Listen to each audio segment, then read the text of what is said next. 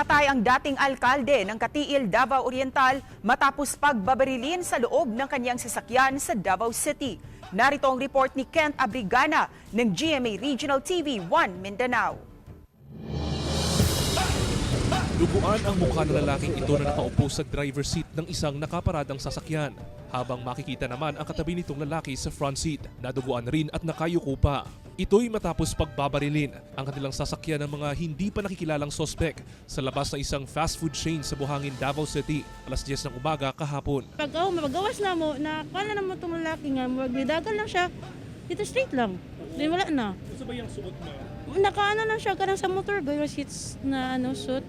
Makikita rin na may mga tama ng bala sa bintana ng front seat ng nasabing sasakyan. Agad na dinala sa ospital ang driver na kinilalang si Junie Castro at ang babaeng sakay ng kotse na si Alma Lozentes. Pero itineklara ng dead on arrival ang lalaki na nakaupo sa front seat na dating alkalde ng Katiil, Davao Oriental na si Giselo Velasco Castillones. Sa inisyal na investigasyon ng kapulisan, kumain sa isang fast food chain ang mga biktima nang nakasakay na ang mga ito sa kanilang sasakyan.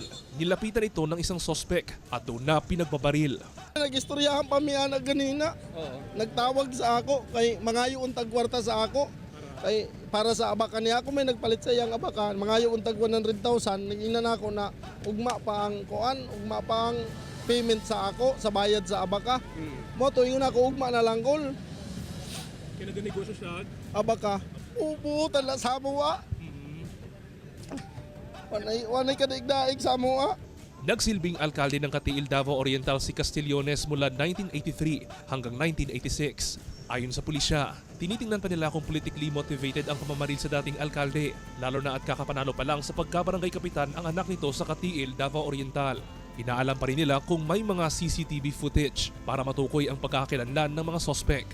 Mula sa GMA Regional TV 1 Mindanao, Kent Abrigana, nagbabalita para sa GMA Integrated News.